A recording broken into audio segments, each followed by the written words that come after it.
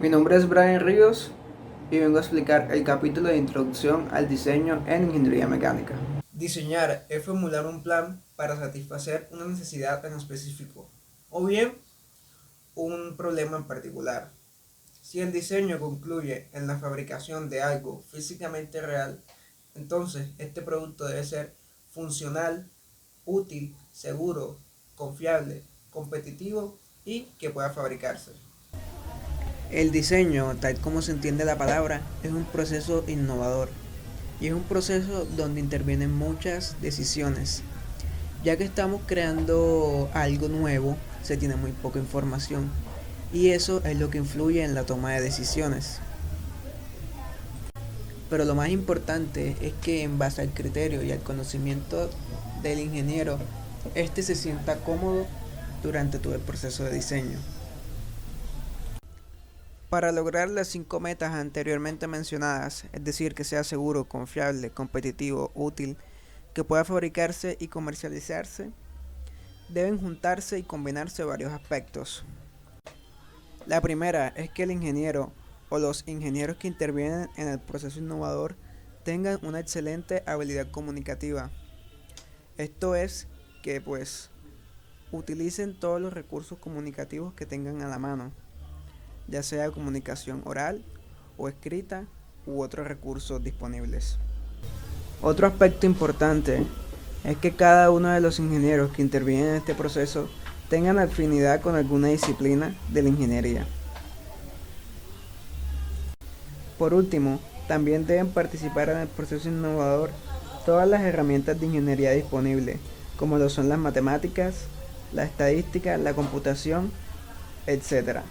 Entonces, una vez combinados estos aspectos, se pueden lograr las 5 metas anteriormente mencionadas. El diseño en ingeniería mecánica. Los ingenieros mecánicos están relacionados con la producción y la transformación de energía, así como también el suministro de las herramientas de transporte y los medios de producción. Las bases de sus capacidades son extensas. La ingeniería mecánica se compone de diversas áreas, tales como lo son la mecánica de sólidos, la mecánica de fluidos, la transferencia de masa, los procesos de manufactura, la electricidad, etc. ¿Y cómo podemos ejemplificar esto? Esto lo podemos ejemplificar en que para el diseño de un simple cojinete se debe considerar el flujo de fluidos, la transferencia de calor, la fricción, etc. Podríamos afirmar que los parámetros y el concepto de diseño anteriormente explicado en la parte 1 también se aplica en la ingeniería mecánica, ya que sus fuentes de conocimiento son las mismas, se organizan en forma similar y requieren habilidades semejantes. ¿Y cómo encontramos el diseño en la ingeniería mecánica? Lo encontramos bajo los conceptos de diseño de máquinas, diseño de sistemas y diseño de sistemas de potencia hidráulica, diseño de elementos mecánicos, etc. Es decir, el diseño de componentes mecánicos. Fases e interacciones del proceso de diseño. ¿Cómo comienza el proceso de diseño? ¿Qué sucede en el proceso de diseño?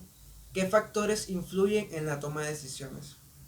En la figura 1.1 se muestra el proceso de diseño de principio a fin. Aquí mostramos la figura 1.1, donde se muestran las fases del proceso de diseño, en el cual se reconocen múltiples retroalimentaciones e iteraciones. Aquí vemos que comienza con la identificación de una necesidad y la decisión de resolverla, y después de muchas iteraciones termina con la presentación de los planes para satisfacerla.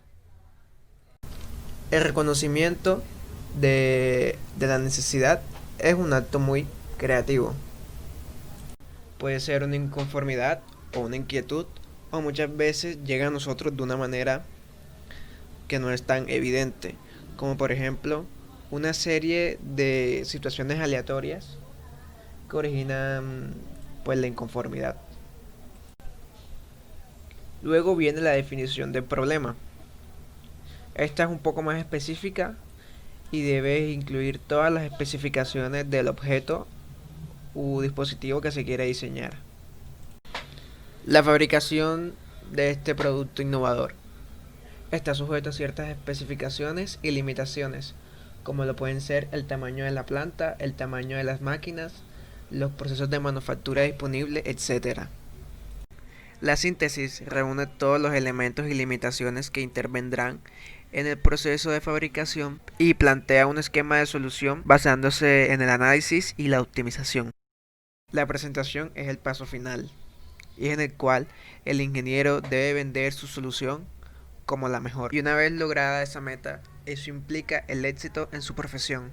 Por otra parte, debemos tener en cuenta las consideraciones de diseño. Entre las más importantes consideraciones de diseño tenemos su funcionalidad, su resistencia, la corrosión, la confiabilidad, la seguridad, costo, peso, vida, ruido, entre otras. Herramientas y recursos de diseño. En la actualidad, los ingenieros cuentan con múltiples herramientas que le ayudan en el proceso de diseño. Una de las herramientas más importantes para el diseño es el software para el diseño asistido por computadora, de siglas CAD, que permite el desarrollo de modelos tridimensionales. Otra de las ventajas, además de obtener vistas modeladas 3D y 2D, es que permite cálculos rápidos y exactos de ciertas propiedades muy importantes de los elementos que estamos diseñando, como la masa, la localización del centro de gravedad y los momentos de inercia. Y se obtienen con facilidad otras propiedades, como áreas y distancias, y mucho más exacto. El término ingeniería asistida por computadora describe todas las aplicaciones de ingeniería relacionadas con la computación. Por otra parte, estamos viviendo la era de la información, y el ingeniero debe estar a la vanguardia de cualquier información nueva e innovadora respecto a su campo de trabajo. Algunas fuentes de información son las bibliotecas, fuentes gubernamentales, sociedades profesionales, vendedores comerciales y no puede faltar la internet y muchas otras más. Responsabilidades profesionales del ingeniero de diseño. El ingeniero, con su trabajo, debe satisfacer las necesidades de los usuarios. Estos pueden ser clientes, gerentes, personal administrativo, etc. Y estas necesidades siempre las debe satisfacer de manera ética y responsable. Esto empieza desde el inicio del programa educativo. Se debe cultivar la ética profesional y actitudes de procesamiento antes de graduarse.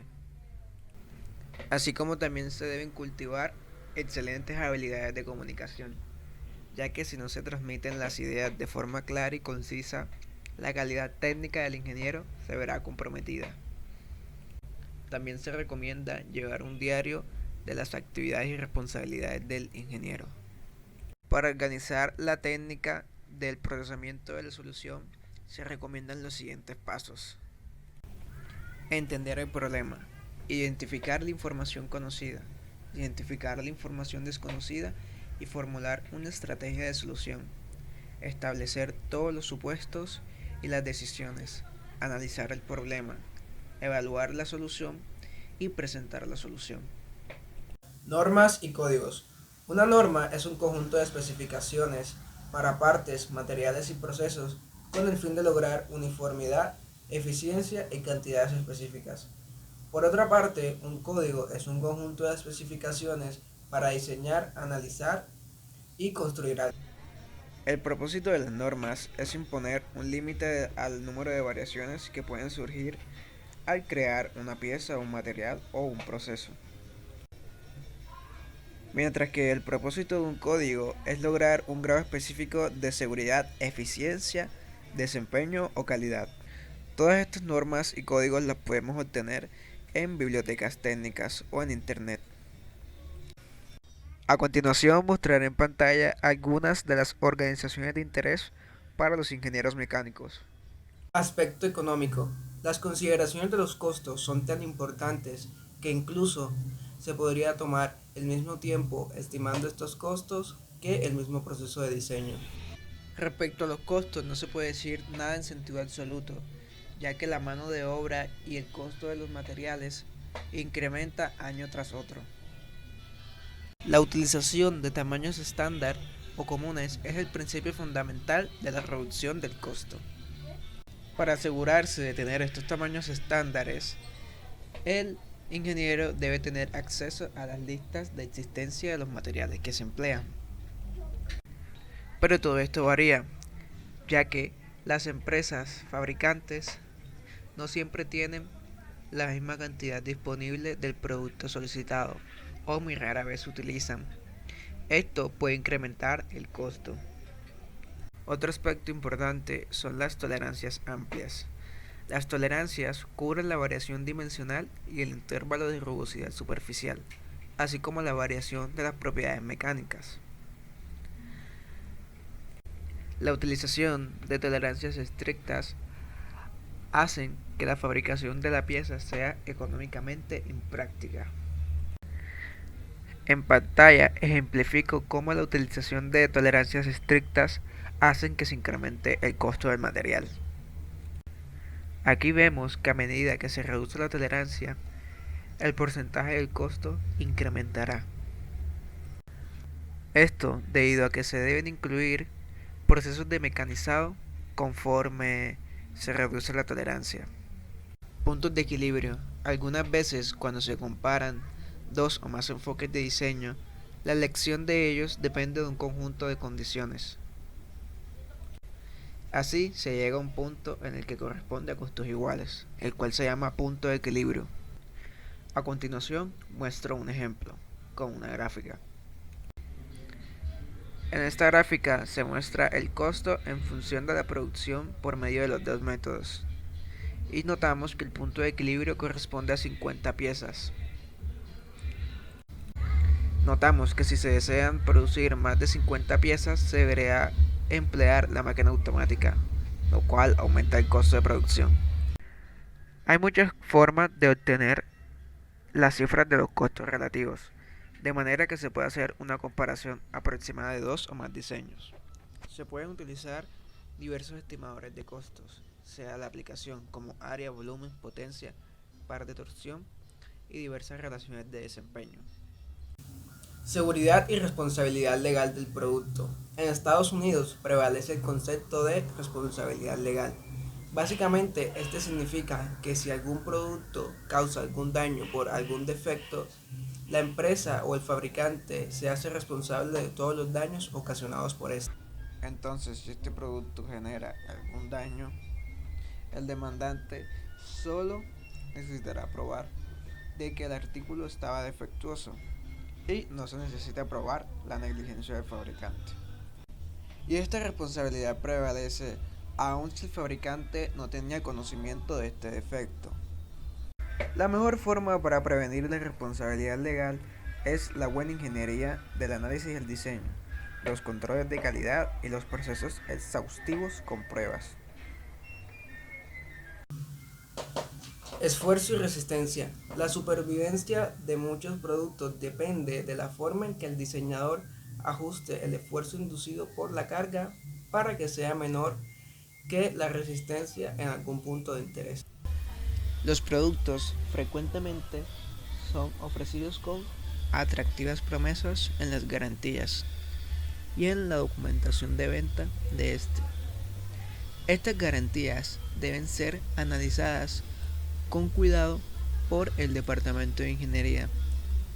Esto para eliminar promesas excesivas e insertar advertencias adecuadas e instrucciones para el uso de este producto.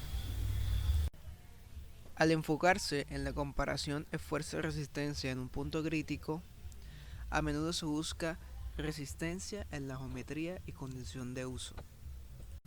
La resistencia es una propiedad de un material o de un elemento mecánico. La resistencia de un elemento depende de la selección, el tratamiento y el procesamiento del material. Algunos procesos de trabajo en metales y tratamiento térmico, como el forjado, el laminado y el formado en frío, causan variaciones en la resistencia de punto a punto en toda la parte. Utilizaremos la letra S para denotar la resistencia. Utilizaremos S sub Y para denotar la resistencia a la fluencia, S sub U para la resistencia última S sub XY para la resistencia a cortante y S sub E para una resistencia endurance. Asimismo, utilizaremos las letras griegas sigma y tau para designar los esfuerzos normal y cortante, así como también sigma sub 1 para representar el esfuerzo principal, sigma sub y, un componente del esfuerzo en la dirección y, y sigma sub r para un componente del esfuerzo en la dirección radial. El esfuerzo es una propiedad de estado en un punto específico dentro de un cuerpo, la cual es una función de la carga, la geometría, la temperatura y el proceso de manufactura. Por otra parte, los esfuerzos debido a los tratamientos térmicos, al moldeado, al ensamble, etc., también son importantes y en ocasiones no se toman en cuenta. Incertidumbre. En la ingeniería abundan las incertidumbres. Las incertidumbres concernientes a la resistencia y el esfuerzo más comunes son las siguientes. La composición del material y el efecto de las variaciones en las propiedades. La variación de las propiedades en diversos puntos dentro de una misma barra de material. El efecto local o cercano en las propiedades del procesamiento. El efecto de ensambles cercanos como soldadura y ajustes por contracción. El efecto de tratamiento termomecánico en las propiedades. La intensidad y distribución de las cargas. La validez de los modelos matemáticos que se utilizan para representar la realidad. La influencia del tiempo sobre la resistencia, el efecto de corrosión, el efecto de desgaste y la incertidumbre respecto a la longitud de cualquier lista de incertidumbres. Existen métodos matemáticos para afrontar estas incertidumbres. Las técnicas básicas son los métodos determinísticos y estocásticos. El método determinístico establece un factor de diseño, que lo denotamos con la letra n minúscula sub d, y se define como el parámetro de pérdida de función dividido entre el parámetro máximo permisible.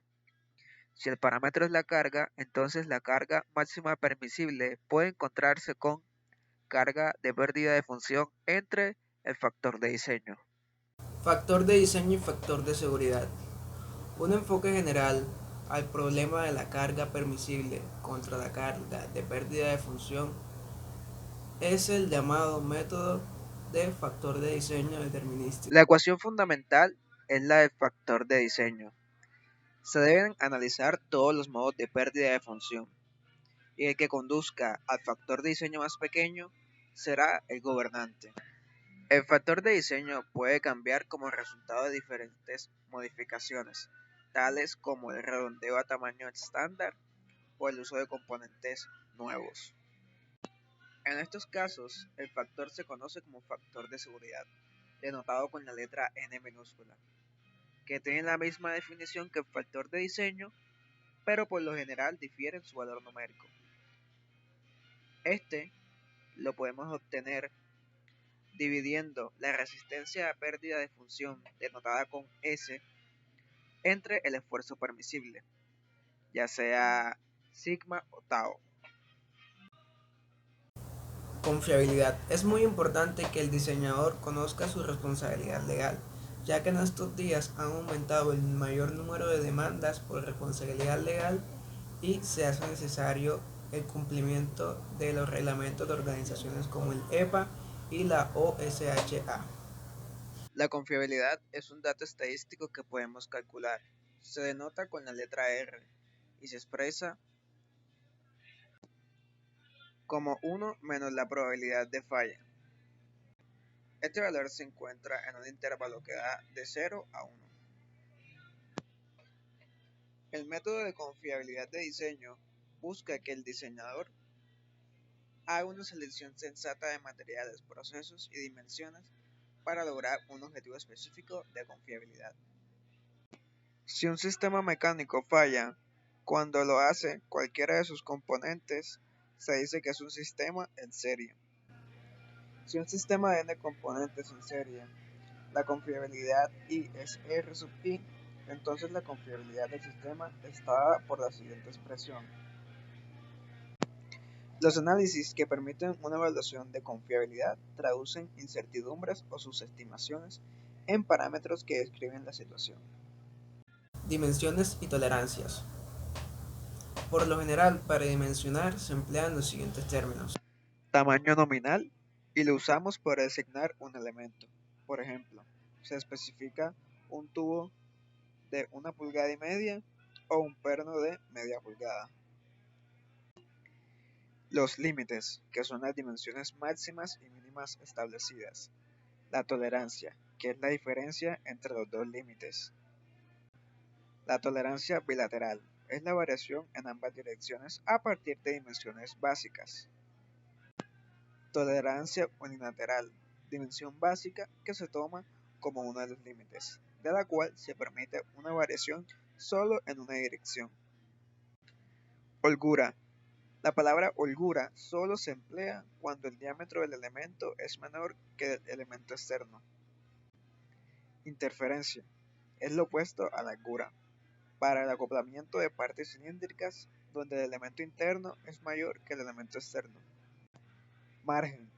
Es la holgura mínima o la interferencia máxima establecida para partes ensambladas. Unidades. La segunda ecuación de la ley de Newton es la siguiente. F es la fuerza, m es masa, L es longitud y T es tiempo. Las unidades que se elijan para cualesquiera de las tres de estas cantidades se llaman unidades base. Si se han escogido las tres primeras, la cuarta se llama unidad derivada. Por ejemplo, cuando la fuerza, la longitud y el tiempo se eligen como unidades bases, la masa es la unidad derivada y el sistema que resulta se llama sistema gravitacional de unidades. Cuando se prefiere la masa, la longitud y el tiempo, la fuerza es la unidad derivada y el sistema que resulta se llama sistema absoluto de unidades. En el sistema de Estados Unidos, pie libra segundo, la unidad de masa es igual a m es igual a fuerza por tiempo al cuadrado entre la longitud. Respectivamente, estas unidades son libra-fuerza por segundo cuadrado entre pies. Esta unidad es igual al slug. En el sistema pulgada-libra-segundo o IPS, aplicamos la misma expresión, salvo que las unidades de longitud están dadas en pulgadas. El sistema internacional de unidades es un sistema absoluto. La unidad de fuerza se deduce mediante la segunda ley de Newton y se llama Newton. La expresión para hallar la fuerza es la siguiente. F es igual a la masa por la longitud sobre tiempo al cuadrado. Esto en sus respectivas unidades, kilogramo por metro entre segundos al cuadrado. Esto es igual a Newton. El peso se designa como W y la aceleración como E. Entonces, para hallar la fuerza ejercida sobre él por la gravedad, tenemos la siguiente expresión. W mayúscula es igual a masa por la gravedad. En el sistema FPS, la gravedad estándar es 32.1740 pies sobre segundos al cuadrado. En cambio, en el IPS es aproximadamente 386 pulgadas sobre segundo cuadrado. Y mayormente conocida en el sistema internacional, la gravedad es igual a 9.81 metros sobre segundo al cuadrado. Cálculos y cifras significativas. La exactitud de los cálculos siempre va a depender del número de cifras significativas que se escojan. A menos de que no se indique otra cosa, siempre se deben coger 3 cifras significativas. Por lo general, el número de cifras significativas se infiere mediante el número de cifras dados, excepto para los ceros a la izquierda. Para este caso se necesita una mayor clarificación. Por ejemplo, para representar 706 con 4 cifras significativas, insertamos un cero a la derecha y escribimos de la siguiente manera. O bien, de esta otra forma. También podemos considerar el número 91.600 Para este caso, se requiere una notación científica y la podemos denotar de la siguiente forma. Es cierto que nosotros debemos reportar siempre la mayor exactitud posible cuando se realizan los cálculos, pero nunca debemos reportar un número de cifras significativas para un cálculo que sea mayor que el número de cifras significativas de los números que se utilizan para realizar el cálculo. Esto debido a que las computadoras y las calculadoras representan los cálculos con muchas cifras significativas.